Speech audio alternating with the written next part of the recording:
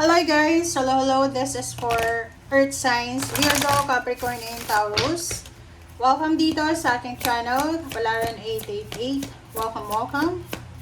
Alamin natin, Earth Signs, Virgo, Capricorn, and Taurus, yung weekend reading mo. Okay, 23, 5, 17, 8, 8 of Heart, and 30, 30. King of Spades.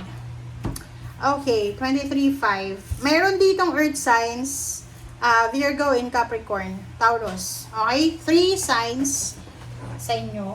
Okay? Kayo yung, Earth Signs. Medyo nag-aalala ko yung yun eh.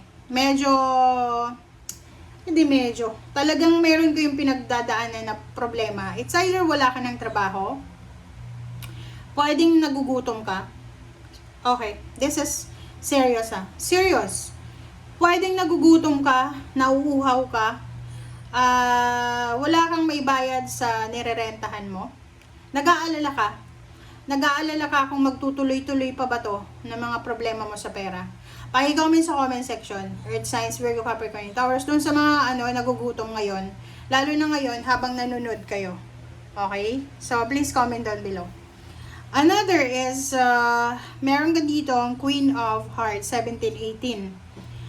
Dito naman, sinasabi ng baraha sa'yo na this is collaboration.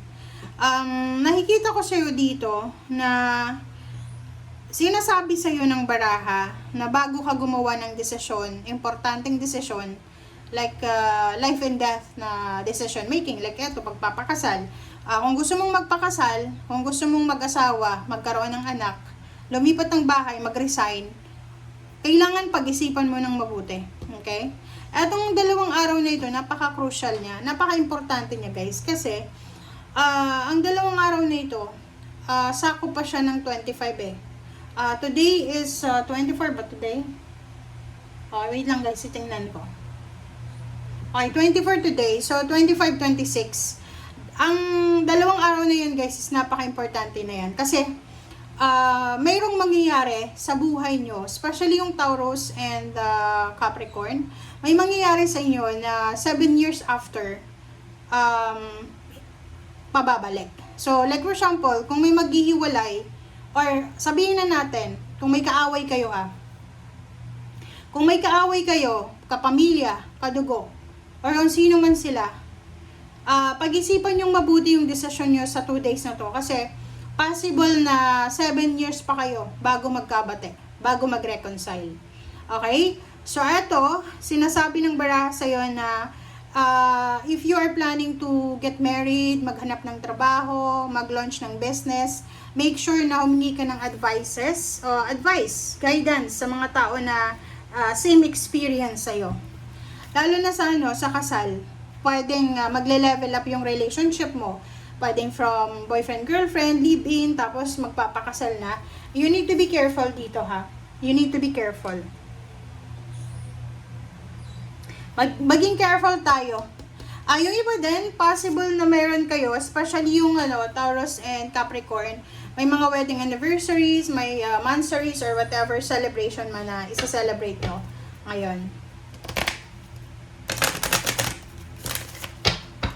Yung iba din sa inyo dito, nagpaplano kayong magpakasal, pero wala kayong pera. Nagpaplano kayong magpakasal, pero wala kayong assistance. Yung parang feeling nyo, diba? Sabi na, in-prison ka. So, sinasabi ng baraha sa'yo dito na kailangan mong hanapin yung pera. 8 to diba? This one is 11, manifestation. And this one is 8. So, sinasabi ng baraha na yung weekend na to, kailangan mo daw na hanapin yung solusyon. Okay? Hanapin mo yung solusyon. Lalo na sa problema mo sa pera. Ang nakikita natin dito, visible na visible guys, yung problema sa salapit. Pwedeng marami kang gustong gawin, marami kang gustong kainin. Yun yung literal This is literal na news. Okay? Galing sa yung mga spiritual guides. May mga iba sa inyo dyan, gusto nyong kumain. Okay? Gusto nyong kumain, pero wala kayong pera. Yung wala pang sweldo, or may sweldo ka nga, pero ubos na, pambayad ng utang. May iba iba sa inyo dyan gusto nyong lumabas. Gusto nyong pumunta sa mall kasi 2 days ng bakasyon, like weekend, di ba? Walang trabaho. Gusto mo pumunta ng mall para magpalamig kung nasa Pilipinas ka. Ang problema, wala kang pamasahe, tapos wala ka pang pangkain doon sa mall. And pwedeng wala ka pang pambayad sa kuryente, sa pangrenta mo. So nakikita natin dito na you are restricted. You are trapped. Okay? You are trapped sa kung ano man yan. But the pathway is here. Sinasabi ng bara sa'yo na huwag kang mawalan ng pag-asa. Huwag kang mawawalan ng pag-asa kasi there's a way. Okay? There's a way. God will make a way. Parang ganun. So, makikita mo dito, there's a pathway. May rason. Kumbaga, eto ay sabihin na natin na 5 of Pentacles siya. May problema ka sa pera. Ito din, 5 of Pentacles. Okay, may problema. Lahat ng tao nakakaranas ng ganyan. Pero, pag may kamay at paa ka pa, maganda pa yung isip mo, may way out ka pa. May solution ka pa dyan sa kung ano man ang pinagdadaanan mo. Okay? Or pwedeng wedding. Pwedeng kasal ka. Kasi mayroon ditong kasal. Pwedeng kasal ka. And nahihirapan ka na kumbaga mag-manage ng pamilya mo. Kasi pwedeng ikaw yung may trabaho, unemployed yung partner mo, yung asawa mo, parang ganun. Okay, 10 of Pentacles, 6 of Cups, okay, 9 of Pentacles. Diba? Pentacles, this is your money, this is your money, this is your money, this is your emotion. Okay, kung makikita mo dito, this is 9 of Pentacles. This is 10 of Pentacles. And this is 7 of Pentacles. You're waiting You're waiting. Nag-aantay ka.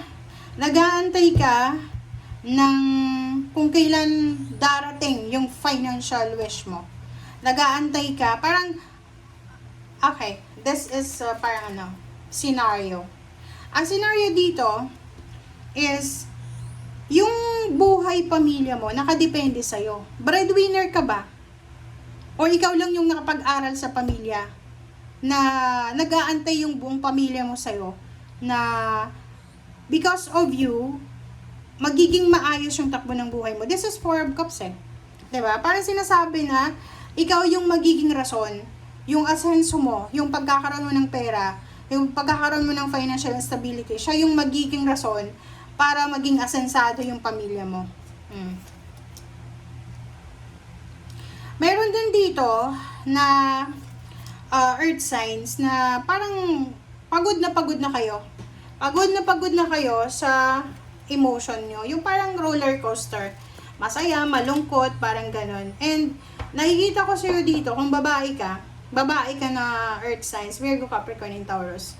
Maybe you're looking for bagong inspiration. Okay, I hope na wala kang asawa. Kasi kung single ka, okay lang yan. Kung napapagod ka na kung breadwinner ka na babae, or lalaki ka na Taurus, kung napapagod na kayo, okay lang yan. Okay? Okay lang maghanap ng inspiration, ng hobbies, na pwedeng, kumbaga, mabago yung environment mo. Pero kung married ka, wag mo tong gagawin. Kung napapagod ka na sa relasyon mo, makipag-iwalay ka na lang. Kasi sobrang pagod na. Pagod na siya na kalmahin ang sarili niya, ang pamilya niya. Kumbaga, buuin yung pamilya niya. Pero, hindi rason yung pagkakaroon ng third party. Hindi rason yung paglalaro ng apoy kung may asawa ka para dyan sa problema. Pero kung single ka, nako, gawin mo na kung ano yung gusto mo. Single ka naman wala kang kasalanan. Okay? Okay. The Moon and 6 of Cups and Hangman. So, nakikita ko sa'yo dito na meron dito na Earth signs, Virgo, Capricorn, Taurus, na sobra kayong nagpapanik. Nagpapanik kayo, nag-aalala kayo, natatakot kayo na posibleng bumalik yung buhay nyo sa dati. Ano ba yung buhay nyo sa ngayon? Ano ba yung buhay nyo dati? Kasi parang dito, sinasabi ng barahan na may mga hang-ups. Yun, this is restriction. Dalawa, imprisonment and hangman. Parang, ganito yun. Ang dami-dami yung pangarap sa buhay. Okay? And ngayon, siguro yung mga pangarap nyo, kahit isa, walang nangyari. So, nakikita ko na medyo nakatrap ka ngayon. Hang siya, delay, postpone. Pero hindi yun rason para mag-alala ka, 'di ba? Mag-worries ka sa kung wala pa namang nangyayari eh. So sinasabi ng bara sa iyo dito na okay lang 'yan. Okay lang 'yan. Okay lang 'yan. Okay, just enjoy. Weekend naman, 'di ba? Mag-swimming ka kung nasa Pilipinas ka. Kung nasa ibang lugar ka na ko, maglakad-lakad ka, mag-exercise ka, ganun para ma-enjoy mo yung buhay. Okay? Thank you guys. Bye.